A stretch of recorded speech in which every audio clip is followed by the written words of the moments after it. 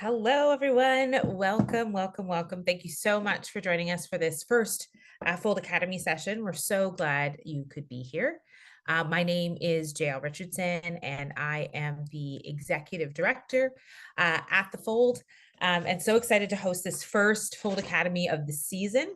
If you didn't get a chance to read the heading when you came in, this is the Foreign Rights and International Publication workshop, Publication 101, with Hana Niwairi, and we're so excited to have her. I'm going to introduce her in just a moment. Just a few housekeeping instructions and information. This is your first Fold Academy. Just know all of them work in about the same way. The workshop is about an hour long. There'll be time for question and answers as we approach the end of the presentation. If you have questions during the workshop, you can place them in the question and answer box. You see that little question and answer box at the bottom.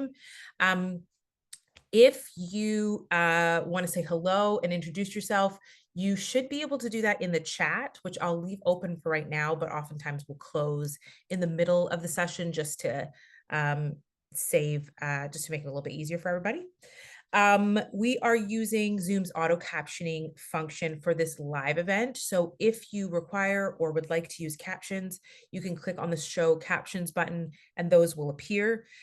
You may see some errors and some funny translations during the session. Just know by the time we upload it onto YouTube, we try and correct all those sort of spelling and phonetic errors. And so that's just a brief introduction into this event. This event will be made available via recording afterwards. We will email everybody who's registered the link to this workshop, and that's how all the Fold Academies work. So they're live. It takes us about a week to make sure the transcription is right and get it uploaded on YouTube, and then we'll send it to you via email. I'm so excited to start this session today. Hannah and I were talking before y'all got here, and I have lots of questions myself. So feel free to use the question and answer box throughout. We'll address it later on. And as questions come up, even once the question and answer starts, you can add some more, but we certainly want this to be interactive and enjoyable for everyone.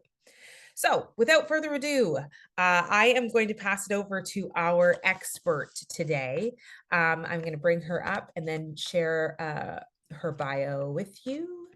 Hana Niwairi is a literary agent and rights manager at Cook McDermott Literary Management. She's also a writer and media enthusiast who appreciates a good story no matter the format it's delivered in, my kind of girl. From ads to movies and of course books. Prior to joining the publishing industry, Hana worked in the nonprofit, arts, and culture sectors.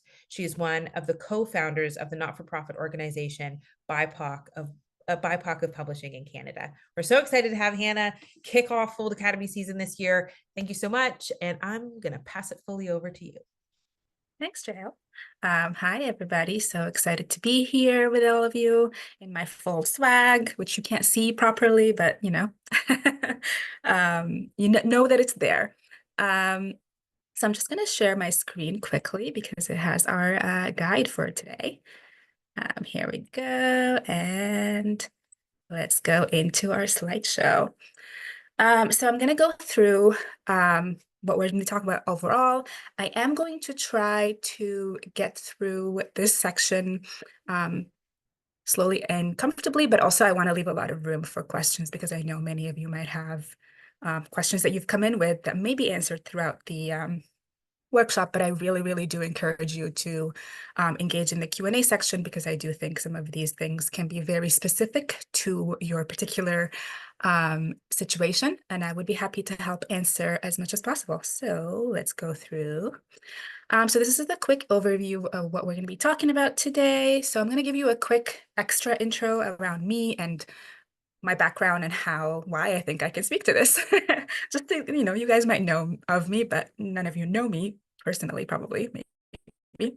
And so I just want to give you a little bit of context around why I was asked to do this. And then we're going to go through some definitions and common terms. One of my biggest pet peeves when we talk industry and talk shop is people use terms that they assume that everyone knows. And sometimes, unless you're talking about these things on a day-to-day basis, you're not actually familiar with them. And some words may be the same words that you know, but they're used in different contexts. So we'll go through a couple of terms and things like that. And then I didn't really know how to call this next section, but basically it's like, what does it look like to have your book submitted and then published or not published internationally? So we'll go through the trajectory and the different pathways that that could take and what decides what pathway and that kind of thing. Um, and then I do have a teeny tiny dose of tough love is not quite the right word, but it's like just a conversation around the realities of the spaces that we work in and some things that might make this particular field and space of the industry a little trickier than you might think or than you might assume based on just general knowledge. And then we'll go through some key takeaways and Q&A. So I'm gonna go to the next slide and hey, look at that. That's me at the Frankfurt Book Fair last year. And so, yeah, I just figured that was a good photo to use. So who am I and why am I talking to you guys about this? So my name is Hannah, and I have, for the entire time that I've worked in publishing directly, I've worked in foreign rights. And that started in 2017, January 2017. I think it was literally the first day of the working year that I started this job. And I started as an assistant position, as most people do. But very quickly that year, I had the fortunate luck of the company that I was working for. We had two books that blew up internationally. And so I was very quickly promoted, but not officially, from an assistant into like a rights agent. And so for the past few years, I've been working in the space. And about almost 2 years ago now, I also started representing clients directly. So as a rights manager, I work on my colleagues as authors, and we'll get into that a bit more in a bit. But about 2 years ago, I wanted to kind of expand my list because my interests in we're getting wider. And so I started representing authors directly. And so that's been going on for about just under 2 years now, in addition to my role as a rights manager. So yeah, I feel like because of that, I feel quite qualified to talk about this. I'm what you would call a third culture kid. And so if you know what that is, then I don't think I need to define it for you. But basically, I've my entire life, I've grown up kind of living in different parts of the world. And I've always been very interested in how people live in various parts of the world. Like, it's really easy to kind of know how your particular corner of the world works, but I think it's fascinating to just kind of learn about other places. And so that's a big part of an interest of mine, both professionally and personally. And so I think it made sense that when this role came up, I was like, yeah, this sounds like something I want to do. So enough about me. Let's get into the rest of this. And I will try to slow down. I promised I promised Dale earlier today that I would slow down a bit. So I'm going to try to do that now. Okay. So some common terms that I think is helpful for us to talk about before we get into the nitty-gritty of what what getting published internationally is. So you'll my apologies. You will hear me talking quite frequently about home or primary market. That basically means the first market where you get a book deal. So for most of you, I believe it will be here in Canada, and it'll be a Canadian publisher publishing you in the English language, maybe in the French language, but most folks, I think, in this, I don't know, actually, I might be wrong, but I feel like for most people, it'll be an English language publisher in Canada. And so that's your home publisher, and that is the primary market for you. And this is important because what happens in the primary market does have implications for everywhere else. So it is kind of arguably one of the most important. Some people might have differing opinions about that, but I think, that's kind of usually where most of your energy will go. It's the first publisher who's going to work with you closely on your book, that kind of thing. And then the terms territory or market, I wanted to specifically flag that because I think sometimes people think about international publications and they assume like, oh, if I get published in X country, then, it's every country. Whereas actually sometimes it's a little more complicated than that. So for example, there's a whole thing about what being published in Brazil means, and like it's Portuguese in Brazil, but then it also is like you have other territories that you get published into. The UK is also another one of those. UK publishers usually acquire UK and Commonwealth, excluding Canada, mostly for us, because usually we're selling into the UK. So that means the UK, obviously, but then also other countries in the Commonwealth. Um, German rights usually means Germany, Austria, anywhere where German is spoken. That's kind of included. So things like that. That's why that we usually speak in terms of territory or market as opposed to like specifically just language or specifically just country. So that's what that means. Um, and then what does the word even rights, grant of rights, what does that mean in this context? So rights are basically anything that you're selling to a publisher is rights. And the grant of rights in particular, that is something that we're going to talk about in a bit. And so what the grant of rights is what determines what you're giving that publisher of your work, your IP, you own this intellectual property. What are you giving this particular publisher? What are the parameters around which they can publish? So an example would be, are you giving your primary publisher, for example, Canada English, which means they can only publish in Canada in the English language? Are you giving them North America English, which means they can publish everywhere in North America in English? So that's what that means. And then those terms specify kind of what that publisher can do within those markets.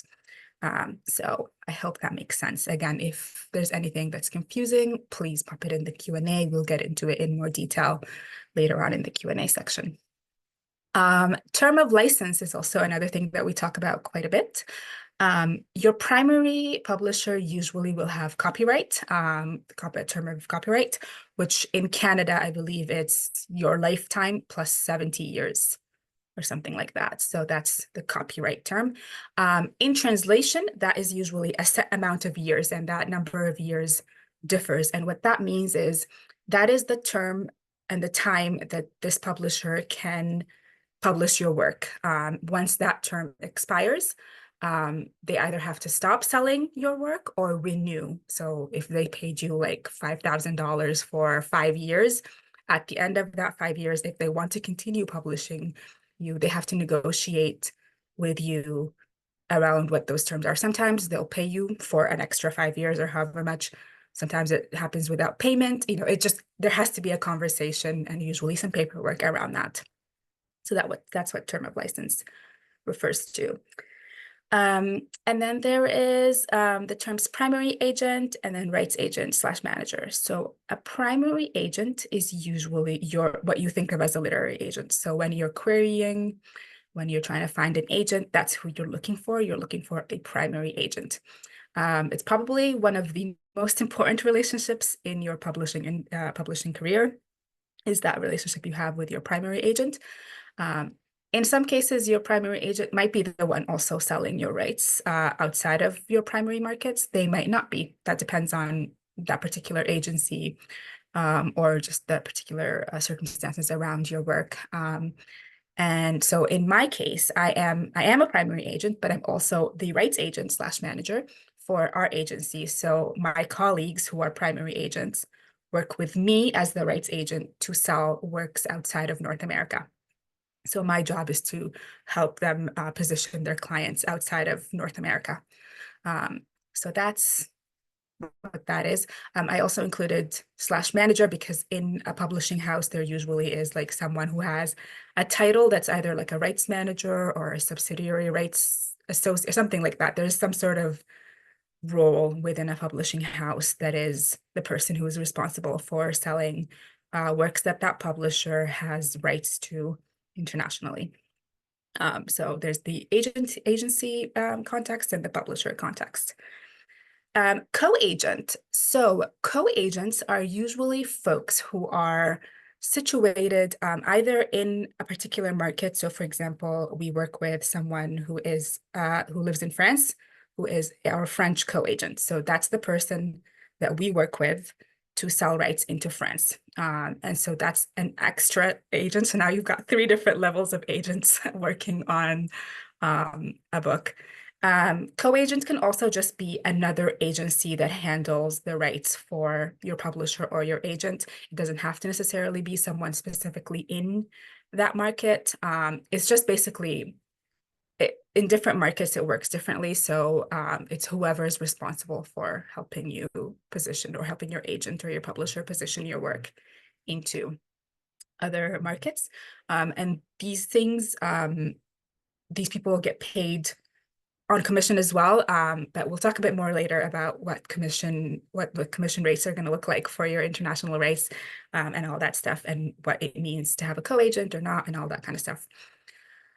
Literary scouts. I think these are like the biggest secret of the publishing industry, although I don't know if they're still a secret. When I joined industry, I was like, what is a scout?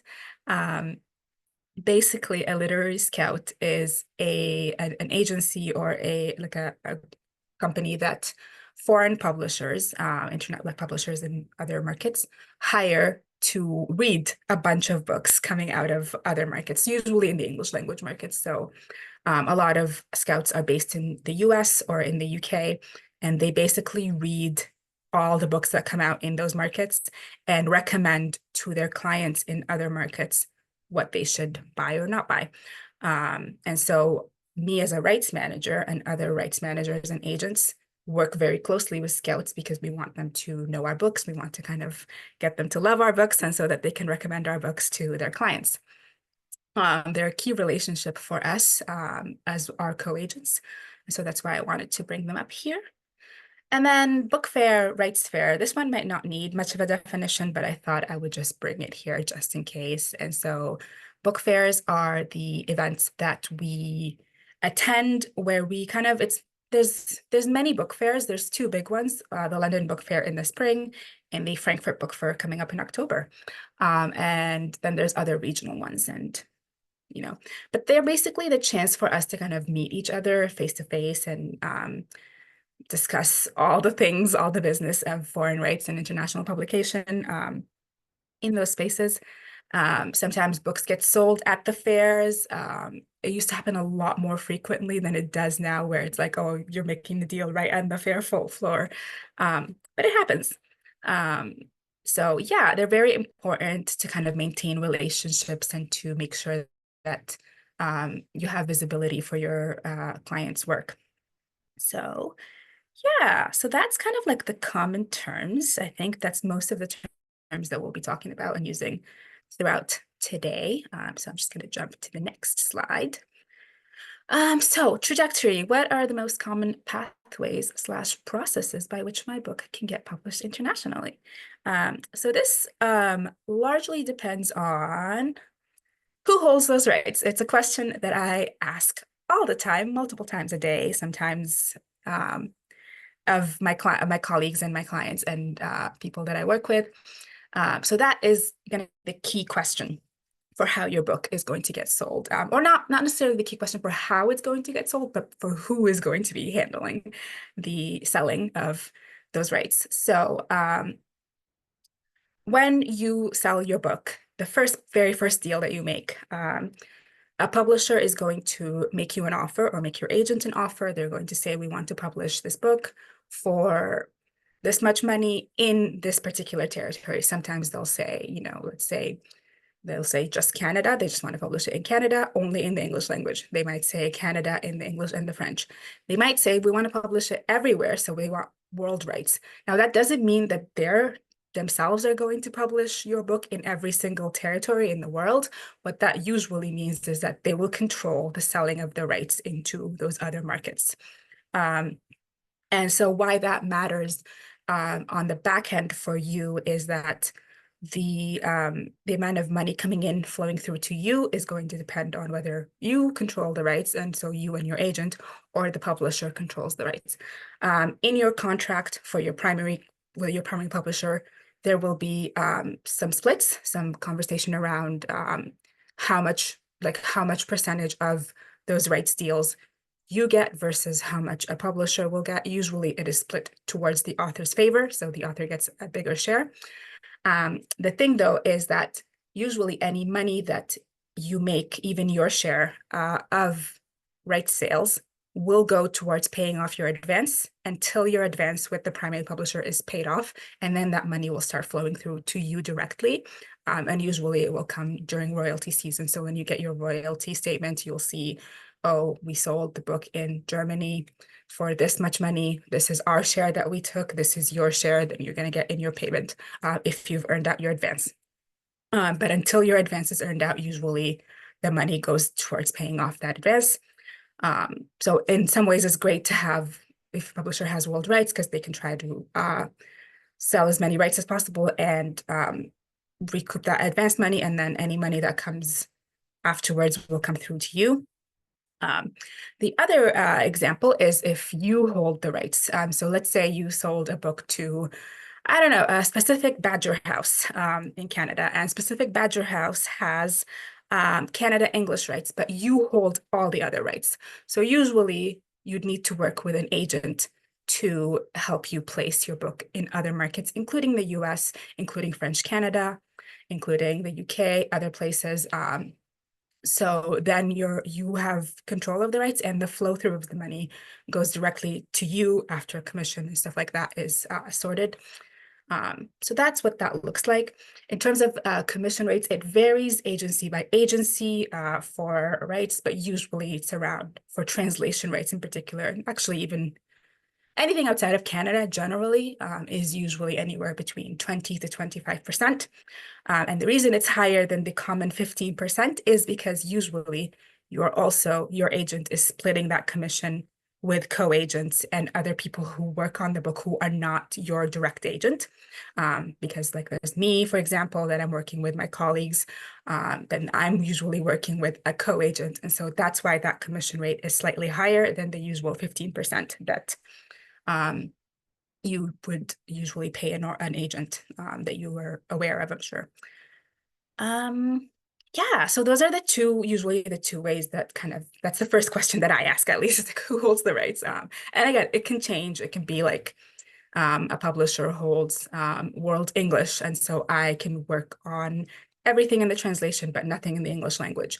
Or the publisher holds there's a lot of different configurations, and that's why I want to leave space in the question and a Q&A section so that if you have a specific question about how that works, we can talk about it at that point. But yeah, so that's the big question that you should ask, and you can figure out, what's going on. This should all be outlined in your contract with your primary publisher. You should be able to figure it out in the grants of rights section. Yeah, so let's move on. So your primary publisher, let's assume, I'm just going to use a simple example. You sold World All rights to your primary publisher. This happens most often, especially if you don't have an agent. Most likely you'll end up selling World All rights to a publisher. There's benefits and cons to that, and I don't think there's any like wrong or right way to do something. But I'm just going to use the example of your publisher holds all the rights. So usually your publisher is responsible for publishing in their particular market, and they will work with their particular rights team to sell your work in other places. And so that could mean that they're publishing your book in Canada and the US. That could mean that they're going to publish your book in Canada and try to find a partner in the US to publish simultaneously. For some of the big multinationals, sometimes they'll do that where they'll have a co-publication situation with, like, let's say, specific Badger House, which is a publishing house that has many multinational imprints, will work with their team to co-publish your book into these markets, usually in just one language, even if specific Badger House has imprints in territories that are different languages. But that's usually, that flows through as a rights sale as opposed to a co-publication. Again, not like a hard and fast rule, but just kind of a general way that might go. So then specific Badger House is basically going to be working with you, working with their team to sell your work internationally. Most likely they're going to be focusing mostly on getting your book edited. So your editor and you are going to work on getting that book in its tip-top shape. And then when it's ready for submission, the rights person at specific Badger House is going to try to sell your work into other markets. And yeah, so that's kind of generally how that goes. If you have questions about your rights, if the publisher holds world all, most likely the easiest way to get those answers is to ask your editor, and then your editor will connect you with whoever else might be the person who can answer the questions, or your editor might just ask the question themselves and then answer it for you. But so basically all your questions about your rights, if you've sold world all rights, should go to your publisher. Even if you have an agent. I mean, your agent, you can ask your agent, and you should definitely always talk to your agent and keep them in the loop about everything. But they will also have to ask your publisher. So that's kind of how the chain of like events will go. And like I said, please always do keep your agent involved and aware of these things, because they're there to advocate for you, and they will be able to help you figure out how to get your answers best. But if you don't have an agent and you just have a deal with a publisher, then you're talking to the publisher directly if they hold those rights.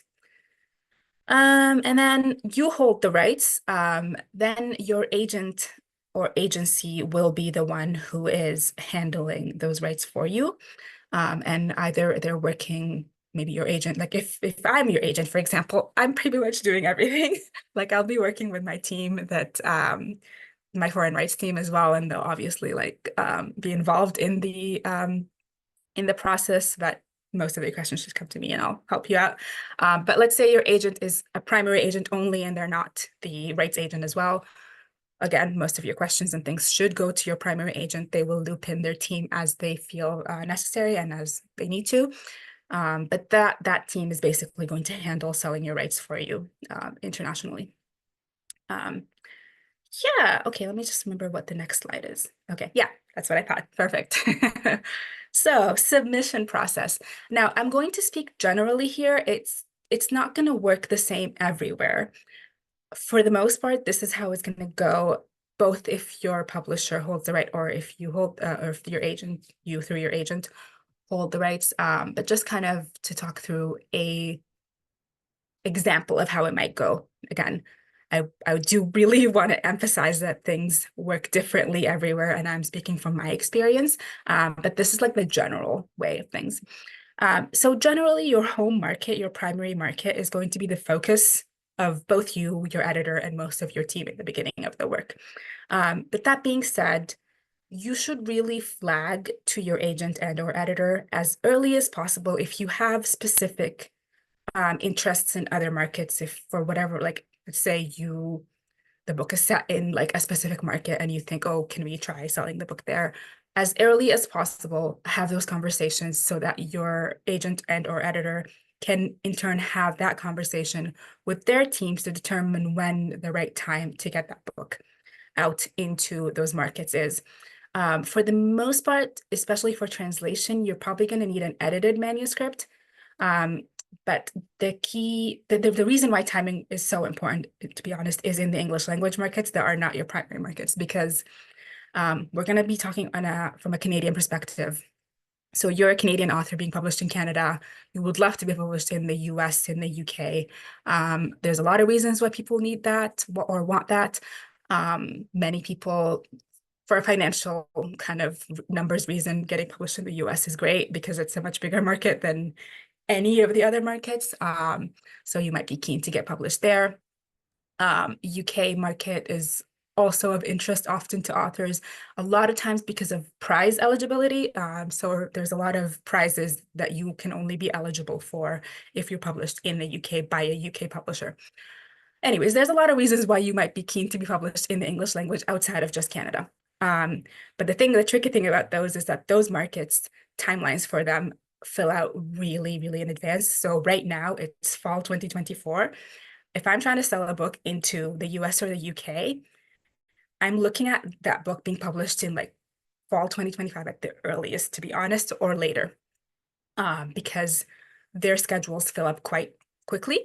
And so the conversation around when to submit a book into those English language markets is going to be a little different than in the translation markets, which is why it's as important as possible to have it as early as possible, to just kind of make sure that you're talking to the people that you need to talk to about that and what the expectations are going to be around that. So yeah, so then your agent or your publisher rights manager is out on submission. If they're working with a co-agent, they're sending it to the co-agent and the co-agent is submitting it in that market. And then it's very similar to a submission process just here at home. Editors in various markets are going to look at the work. Some of them might have a scout read it for them. Some of them might have readers that aren't, especially in the other languages, they might have specific like readers that read the work for them and give them a report. But basically, it's what you would expect of a submission process. They're reading, they're going to determine um, whether they like it, and then whether they think they can publish it in their market. And that's going to go differently in every market. And the timing for various markets is going to vary. And it also varies by genre. So for nonfiction, I know most, if not all, nonfiction in the English language gets sold on proposal. Um, that differs in the translation market. Some markets are like, yes, we want to look at stuff on proposals. Others are like, no, I need to read the whole thing. And so that's going to affect when your agent and or rights manager at your publishing house is going to submit things into other markets. Some of it is also relationship based. So much of this industry is relationship based.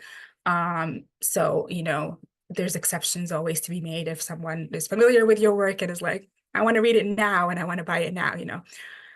So there's all these things that affect that submission process and timeline.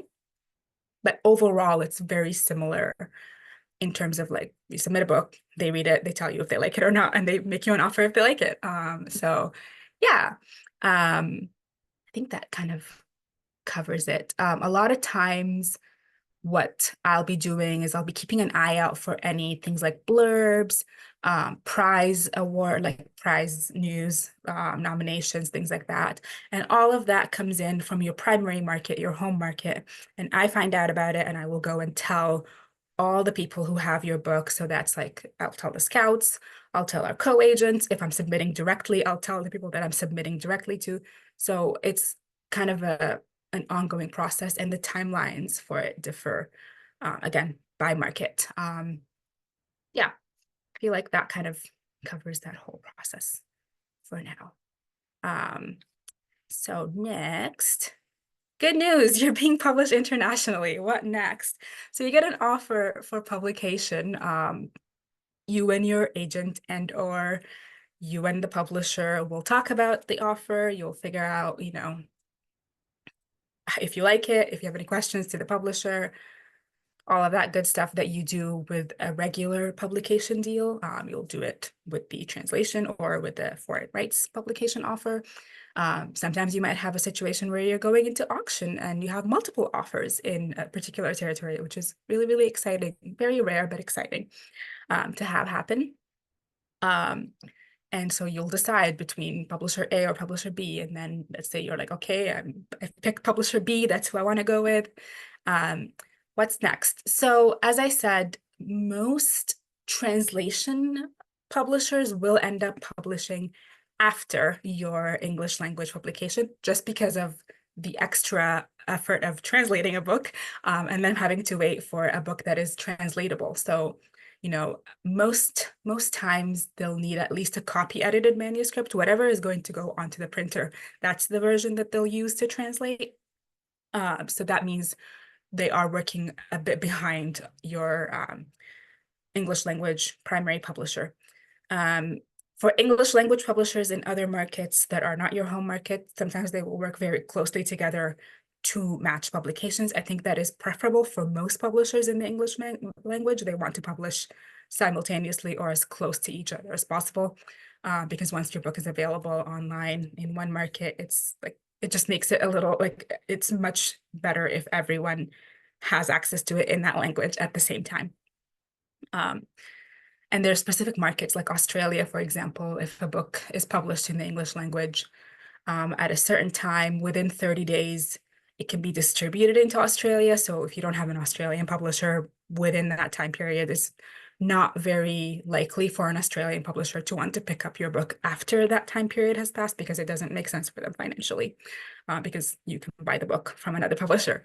So there's things like that that are in consideration for English language. With translation, it's a bit different. Um, so I lost my train of thought. Okay, let's get it back. Yes, translation. So it's a bit of a delay. There are cases where they will try to publish simultaneously, and I have been part of a team that has tried to make that happen, and it's quite a feat to accomplish. It takes a lot of work, and it takes meticulous planning and just making sure that everyone has all the materials in time. It does cost your publisher in that translation market more because they're usually paying for extra speedy timelines from their translators.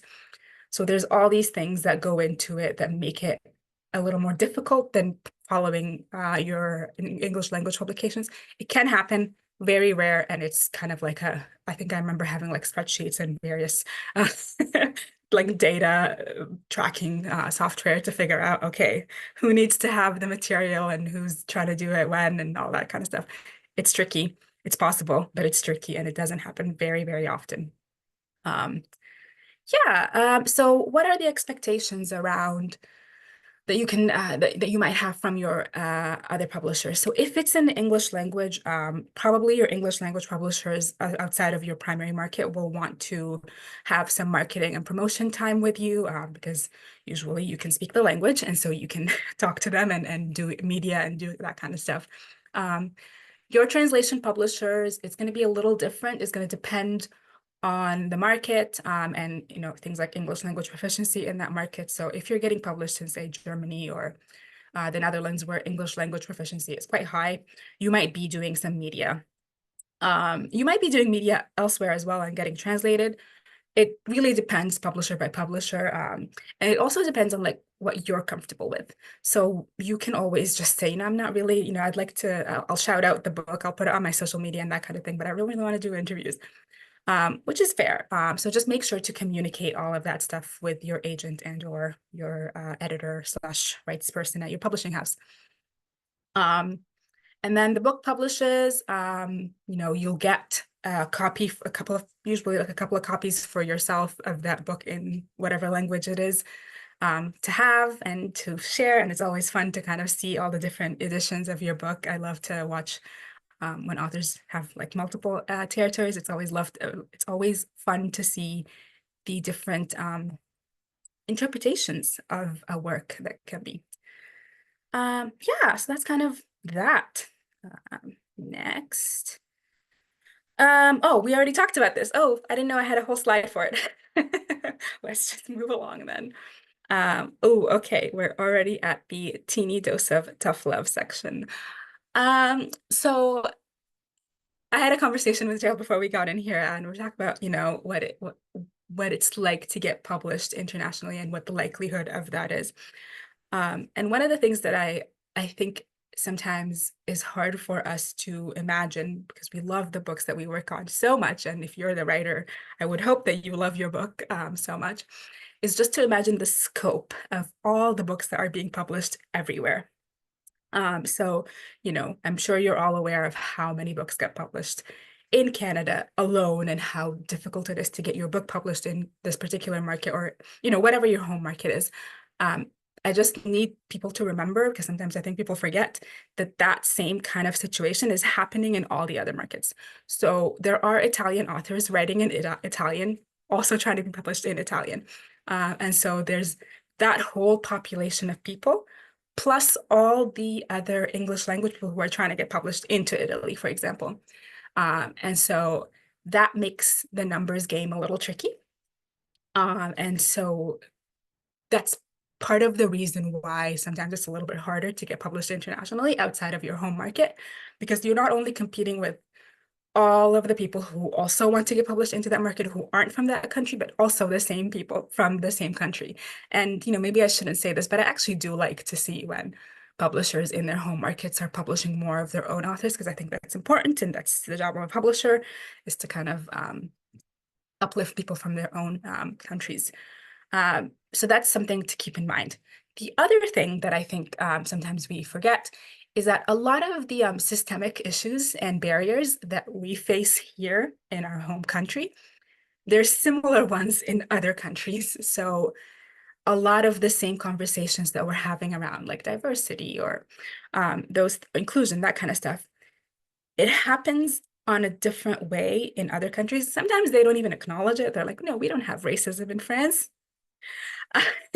But it's there. And a lot of the issues around, for example, how unrepresentative publishing is in Canada or North America, it's happening in the UK, it's happening in France, it's happening in Germany, it's happening across the globe. And so there's that aspect of it. So while the readership might be there, and I do believe sometimes when I hear from publishers, oh, there's no readership, I'm like, I don't think that's true. But the publishing apparatus is not quite there to be equitable and representative. And it's a really difficult thing to deal with. I actually, it makes me very, very angry sometimes to just have to deal with that. But it is something to remember um, is happening. Yeah. So I just wanted to kind of be honest about that and talk a little bit about that because I think sometimes people might make it seem like it's like a meritocracy and everyone, has the same shot at everything. And that's not true. And I don't want to lie to you. So, um, and then the other piece is the numbers game. And the other piece of this is that sometimes I think a lot of us in North America are like, well, not everyone, but a lot of us are like very like focused on North America, and we forget that things work differently outside of North America, and that affects all of these things that we've just talked about. Okay, next up, let's go. Takeaways. Is there anything? Okay, yeah, takeaways. So I think I've said this now several times throughout the whole presentation. A key takeaway that I want you to leave here with is communication. Talk to your team, whoever your team is, whether that's your agent and your editor, whoever is in this publishing journey with you. Talk to them, let them know what your expectations are, ask them questions. They might not have the answers for you like right now, but they should be able to help you figure out these things. And they are the experts in this. So, communicate with them, let them know. Another thing where communication is key is because of how social media and that kind of stuff works. Sometimes you might get a publisher from X territory reaching out to you directly because they don't know who your agent or who your publisher is, but they've seen your book and they're interested in it. Make sure to connect that person with your team, because while it'd be nice for you to form a relationship with them, and that's great, and you should do that, your team is the one that's going to be able to handle like the business aspects of it, and that's why you have them. That's why you have an agent. That's why you have um, an editor and that kind of thing. So make sure to communicate with them, to always keep them in the loop, let them know. Let them know why you want to be published in X territory or market.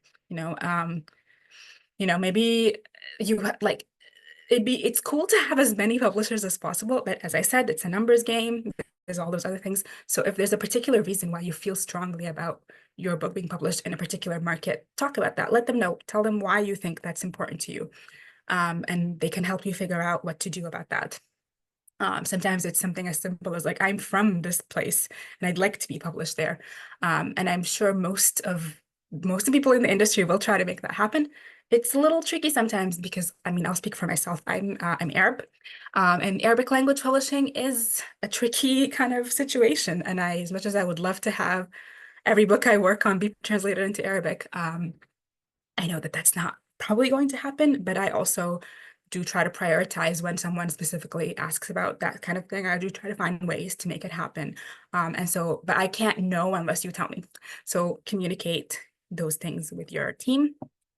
Um, and yeah, I feel like that's kind of the main takeaway. The other thing I wanted to mention is, again, just remembering that numbers game, and remembering that your team obviously is your team, but they're also the team of so many other authors. Like I work on upwards of 20 books per season. At any given time, I'm juggling multiple books. And I always try to do best by every single title I'm working on. But it is sometimes a numbers game, and you have to kind of prioritize and figure out how best to manage that. Um, yeah, so communicate and be mindful of people's just everything that's going on in the world all the time. Um, and now I think we can go to questions. Amazing. I think, yeah, we'll do that. There's a few questions here already. There'll probably be Mhm. some more come as we answer each one. I always come with some questions, Mhm. personal and usually personally biased questions about my own life. So we'll see if we have time for those too. Yeah. The first question is there a Telegram group to join and interact with other agents? Not that I'm aware of. It is really tough to kind of agenting is such a small industry. You'd think we'd have a better way of talking to each other, but alas, we do not. There are associations like in Canada, there's the Professional Association of Canadian Literary Agents. Mhm. PACLA is what you can Google to find out about that. And then there's similar associations in other markets. There's, I believe, the American Literary Agents Association or something like that as well. And I know there's a version in England. So there's things like that that you can join. I don't know that there's like a Slack or something like that specifically. If you are a person of color and you work in publishing and you live here in Canada, you can also reach out to us at BIPOC of Publishing in Canada. We are not specifically agents, but we're a group, an association for all people of color who work within Canada, Canadian publishing. So that is BIPOC of Publishing in Canada. Oh. So the second question is what are some of the most important parts of a contract that and I'm guessing that means Mhm. authors? It could also mean agents, Yeah. should consider meticulously based on your experience as an agent. Yeah, so obviously there's that grants of rights section that I mentioned earlier. That's gonna be pretty clear from when your publisher makes an offer to you what they're offering. But you should look at that closely. And then the other section in terms of foreign rights is subsidiary rights section, because sometimes it might not be fully clear in the grant of rights section, depending on the publisher and what kind of boilerplate they're using for their contracts. So look at the subsidiary rights section because even if it says world everything in the grant of rights section, it won't say the splits Mm. for what you're getting versus what the publisher is getting. So look at the subsidiary rights section that will clarify like if the publisher sells your book in this market, how much of it do you get versus how much of it does the publisher keep, that kind of thing. Flow through language, so that's usually in the accounting section. So when do you actually get the money? So as I said, most times any money that you make from right sales will go towards paying off the advance first, and then it will flow through to you. But then there might be some cases where, there might be a reserve against returns. That's can have a whole conversation around that, but that's basically like the publisher's going to hold on to the money for a bit, and then they're going to give it to you after a certain amount of time. So that's important. Approvals, like so most foreign rights, if you're selling world everything to a publisher, you do have approval. Not to be unreasonably withheld is the term that is usually used. So that's something that you should keep in mind. I also actually bring that up because I know this has come up more often in the past couple of years, but let's say you don't actually want to get published in a specific market. That's why that whole communication piece is pretty important. So a few instances of this that I've had happen as early as like 2017, 2018. We've had publishers, we've had authors say, I don't want to be published by an Israeli publisher. That's not something I want to do. And so in that particular case, I remember it was already after we submitted not we, but like our co-agent submitted the book and got a deal for them, and we had to turn it down. And that's perfectly fine. And we were able to do that for that author. And that happens often. Well, not often, it happens. So just make sure that you're communicating those things early on with your agent and or your editor. Yeah, I feel like those are the big things, really. The grant of rights, subsidiary and the splits, and then accounting. When does the money actually hit your account? Mhm. So that is very helpful. I was like, things I didn't know. This is a question about the querying stage. At the Mhm. querying agents and publishers stage, what sorts of questions should be asking if we want to be published and distributed in the US and internationally? So really, Mhm. we're talking about that home market. If you're in Yeah. Canada, what kinds of questions should you be asking about in order to get distributed to the US and internationally? Yeah. So I think a good question to ask an agent, if you're talking to a Canadian agent or any agent, honestly, is So obviously, if you're Canadian, most agents are going to try to sell you into Canada first. Some agents might try to sell you simultaneously in Canada and the US. A good question to ask is like, what are the commission rates around those particular markets? Sometimes they're the same, sometimes they're different. Ask that question, figure out what your agent is going to be charging you, basically. That's not the Mhm. right term, but you know what I mean. Figure out what the commission rates are, figure out what their strategy is. Are they selling you directly in the US? Are they working with someone else to sell you in the US? Are they working with another agent that's in the US? Are they working with someone else on their team to do that? For example, in our agency, we consider the US as like a home market almost. So the agents handle the US directly. I don't work on that for them, but I handle the UK. So the UK would be a market that your agent, if you were at my agency, isn't handling directly. They're working with me and the rights team to do that. But the US they would be handling. So, and then also like when would you when are you going to submit? Mm. Those are all questions to ask, like when, who, what the commission rates are. Um, and that the answers to those questions will vary. And usually your agent will have a good reason for doing it that way. They'll usually explain it to you. So, but just keep like ask those questions and don't assume there's one way that they're going to do things. It's good to ask and just clarify. Mm. Um, there's also a question in the chat about Quebec and Canadian markets. And Yeah. I was wondering if you had experience dealing with Quebec and Canadian markets as far as translation is concerned. How does everything work within two languages that are happening in the same country? I love that you asked this question, whoever it is, because I Quebec is actually such an It's interesting Miranda. it's such an interesting situation because we actually consider it like it's not a foreign market, but it's like it's it's almost like a foreign market. We deal with Quebec like that because they have their own publishing apparatus. It's like everything works almost like you're selling into a different country, even though it's the same country. So if you have an English language publisher, chances are they're only going to publish you in the English language. Even if they hold French rights, French Canadian rights, they're going to try to sell it to a publisher in Quebec Mm. as opposed to doing that themselves. Um, Mostly because the French Canadian publishers are set up with like translation apparatus and distribution apparatus, all that kind of stuff. So it operates almost exactly like a foreign market. Um, but it's in Canada. Um, so yeah, and I mean, I don't work directly in Quebec, but my colleague works very closely with Quebec publishers, and it's truly like we just deal with it as we deal with any other translation market.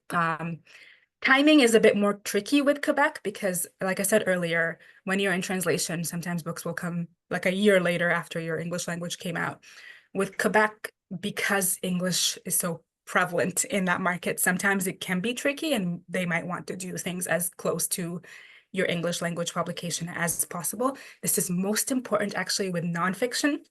Mm. Fiction can be, there's a bit more leeway, but with nonfiction, because a lot of the nonfiction that gets published in Quebec is topical, so it kind of needs to come out at the same time as the English language, because otherwise most of the Quebecois readers will just read the English. Mm. So that's something that people will consider for Quebec. So, very helpful. I think I know the answer to this question, but I'm going to ask it because I know it's really important. Are there any organization or groups for disabled authors similar to the BIPOC organization you mentioned to help with advocacy, Mhm. issues common to disabled authors, publishing internationally, etc.? Not that I know of, Mhm. aside from like here. Yeah. To be honest, I don't know of any personally, unfortunately. I know there's like Society of Authors in various markets could be helpful, but not always. I know there's been a lot of issues like in the UK with the Society of Authors there. Um, yeah, it's tricky. I don't think there's as many things, at least not that I'm aware of. Yeah, I don't think it's as specific. I think what's Hmm. interesting about BIPOC is I know there's a number of like BIPOC disabled folks in which who are championing those issues within Hmm. the work that you like. We'll talk about those things within BIPOC and publishing, but I Hmm. will say just having worked on Fold for now almost over 10 years, that the disability support is just really across the board. Um, it's been something that's been overlooked and underserved, Hmm. especially to the specificity related to disability within the publishing community. Yeah. So there's very few um, people working in publishing from the disabled community. There's very little advocacy. And I know it's Mhm. really frustrating for a lot of disabled authors who often come to Fold and um, who we try and support and try and advocate a little bit. But Yeah. like that specific sort of championing is very different from an organization like ours that's trying to support multiple marginalized communities. And especially when it comes to specifics of advocacy, which is not necessarily like what we do. Yeah. So yeah, I would say the sad answer to that is no. Yeah. And This yeah. is also why I keep hammering on about the communication piece around like talk to your publishing team. There might not be an organization, but those are the people who are supposed to look out for you with regards to those things. So talk to your agent, talk to your editor, um, try to help them understand kind of what your concerns are so that they can then take that stuff forward. Like I not quite with disability, I haven't had to encounter that just yet. I'm sure I probably should have, but I haven't yet. But I remember one thing that I have to, whenever I'm trying to sell Indigenous Canadian writers into, or Indigenous writers into other markets, um, trying to make sure that other people in other markets understand the context around what it means to be Indigenous in this space, because many people just don't quite. I think since 2021, there's been a bigger awareness, Mhm. unfortunately, because of the sad things that we discovered in 2021 and that made the news. But that's something that I have to often kind of just be like, you can't say that, or like, here's why you can't say that. And I try to do as much of that work myself so that the authors don't have to do it. Yeah. Um, but that all comes from having communicated with people. So just make sure that you're communicating with your team so that they're aware and trying to advocate for you as best as they can. Yeah. Not the Agree. best answer, I know, but I'm Yeah, trying. sometimes there's not good answers in this industry. There's a couple questions Mhm. that we're almost at time, but Yeah. I don't want to avoid them. I wonder, Hannah, if you can look at them because I feel like when I Yeah. read them, I'm not sure I totally understand, and I don't want to misread or Yeah. misinterpret. So if you want to have a look at those Yeah. questions in there, that might be helpful.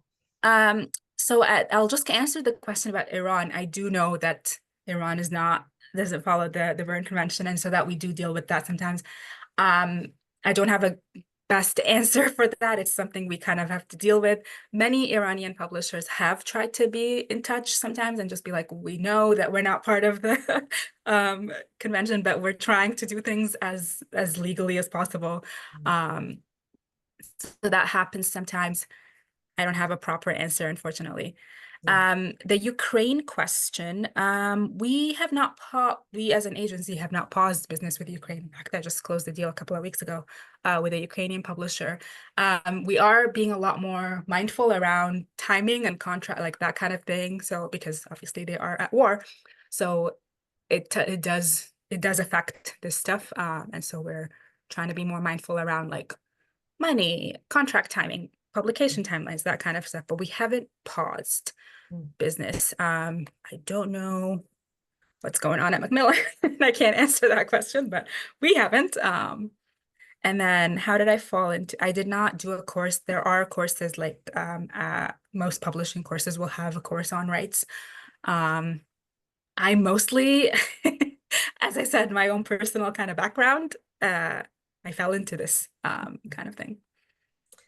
Well, thank you so much for those questions. I'm going to wrap up with one question because I Yeah. just, I waited patiently, I feel like. Yes, please.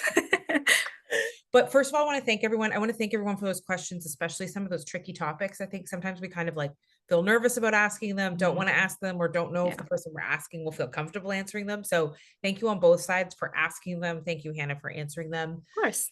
I had a question about sort of strategy when it comes Hmm. to getting published internationally. Yes. And there's a lot of talk about that and not a lot of clarity for me about what Hmm. that looks like. And I'll just put my own life out there Yeah. on the table.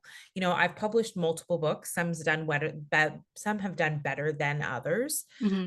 Um, but I've never been published internationally. And Hmm. so if that was a goal of mine to be published internationally, and let's say it was to be published in the US, Hmm. what would you recommend to someone who's wanting to make that leap into an international market? You know, Hmm. and I'll give you maybe some examples of things that are said. Some will say, it depends on the type of book you're publishing. Some will say maybe have a publisher where you get a US publisher first instead of a Canadian publisher. Hmm. Some will say, it depends on, yeah, the genre. So what sort of should someone be thinking about if they want to move into an international market? Yeah. Those are all valid things that people have said to you. I know it's very frustrating because it's like, what does that mean for No, me? I don't Um, honestly not frustrated. I don't necessarily get frustrated. I'm more curious. I'm like business savvy. yeah. How do you do this? If you wanted So to, what would you do? I will say, because I am as an agent, although I am a primary agent to many Canadian writers, it's not like I'm not solely focused in Mm, Canada. Part of it is like the genres that I work in. mm, I do a lot of commercial and genre fiction, which while readers in Canada read, publishers in Canada don't publish as much. mm, So I have much better chances of selling my books and my authors' books into the US markets. And not a much better chance actually, but just more editors and more people to submit to, honestly, yeah. especially on the science fiction and fantasy front. Like it's just I have a lot more Mm, leeway in other markets than I do in Canada. And so that I often will submit simultaneously mm, in Canada and the US for Canadian writers. Obviously, I also have non-Canadian writers for which I'll just submit in the US. Um, but I'll do simultaneous publication. I'll let everyone know that I'll let the US editors know that I'm submitting it in Canada, and I'll let the Canadians know that I'm submitting it in the US, just so that everyone's aware of like what's happening. And so in some cases, they might want to work together, for example. Um, it's probably easier is like with an asterisk, to get published internationally the more commercial you are. yeah. The very literary stuff tends to kind of um, with the exception of prize winning stuff, tends to kind of stay in Canada. Because we have a tradition of publishing literary. There's the grant system, there's all that kind of stuff that leads into more literary works being published in Canada. Mm, Um, and the other piece of this that I will again say, because I do think it is important to the demographic people watching this, is that people are messed up around race and things everywhere, and some of them are not aware of it. Some, like, there are markets out there, conversations that I'll have with people where they're like, we don't have police brutality, and I'm mm, watching videos coming out of that country being like, I'm watching the police brutality in, and so they're like, oh, we don't need this book around that. mm, um and so it's the awareness. mm, Part of it is also sometimes they have their own people talking about that. So like they have like German authors talking about that, and that they would prefer to publish them around that. So that kind of thing. Um, the US is is interesting because it is so similar, like in terms of sensibilities and that kind of thing. It's very similar to Canada. It is about timing. A lot of it is about timing. So if you really want to be published in the US, try to get submitted there as early as possible. And if you're getting published in Canada as well, but you also want to be published in the US, it would be nice to have a flexible publisher in Canada who's willing to like okay. push that date a little Mm, bit. That's tricky sometimes because they have their own market to worry about. They might not be necessarily concerned. So maybe it is having a conversation with your agent and being like, let's just do the US, or at least let's just give it a try and see what happens. So yeah, I think timing is often a big thing with the US because they fill out, like, honestly, I'm not lying when I say most of them are now buying for mid 2026 and later. yeah, Like it's it's fun. they fill out so early. Because they're not only publishing American authors, they're publishing like basically everyone. And so everyone submits into the US. Um, so that's kind of the biggest thing. Yeah, that makes sense. It fits. I mean, that Yeah. fits sort of where my With mind. nonfiction, I will say very regional nonfiction is very likely not going to be published outside of Canada. Like if it's a book about Justin Trudeau, it's going to stay in Canada, very Mm, likely. A book about Canadian things. But if you're doing like more general nonfiction, and you really want to be published outside of Canada, in your research, in the way that you're structuring the book, include that as part of it. Like in your proposal, talk about like, oh, here's what I'm going to do, and that might help. It might not necessarily, but it might. Like it's important to have that perspective about why someone from somewhere else might be interested in hearing you, a Canadian person, talk about like this. makes sense. I don't know if Well, that answered the question. yeah, it did. I mean, it fit what I was already thinking about and what Yeah, direction I was heading in. Miranda asked a question that I think we'll wrap up with this one. yeah. What are sales expectations in other markets? For example, are the print copies higher, say, in the US? Will you be expected to market and or tour at the same level or more than in Canada? You most likely would not be expected to market on the same level as you do in your home market. Like Mm, that's very like your home market is where you're going to do most of your marketing publicity. If like US is different because if like again if you're publishing a genre book, then you're gonna have to do marketing everywhere, like for US and Canada equally, probably maybe more in the US actually. Um, but in translation, because there's a lot of like there's language barriers, there's that kind of stuff, you are going to be expected to do some marketing. You can say no more easily to that stuff though, because of all those other factors, but it's not going to be on the same level as Canada. Um, and then in terms of, sorry, what was the earlier question? Oh, sales. It differs. I don't think any of them will reach the number of the US, at least for most books. There are exceptions. We've had a book, I won't say which, but we had a book that selling like gangbusters in the China. Not as much in the US, but like crazy numbers in China. So there's exceptions like that, but for the most part, like I can't really answer the question around sales because it's different every market. Like there's really tiny markets where like if you sell 1,000 copies, they're like, yay. Um, and then there's like bigger markets like Germany, where like they have a bigger population. They expect a much higher number of sales in order for it to be a successful book. Amazing. Amazing. Thank you so much for your time, Hannah. Thank you everyone for joining us. I'm going to show you just some closing remarks that I want to make sure you know of. First of all, exciting thing, we always love to reveal the next session. So our next Fold Academy session is coming up. We're going to be sending you a survey about this one and just in ways to improve. But our next one is called Energy is Currency, How to Cultivate a More Sustainable Writing Career with Shailene Knight, who is also an author and agent. So you got a lot of you get a lot of background information from her.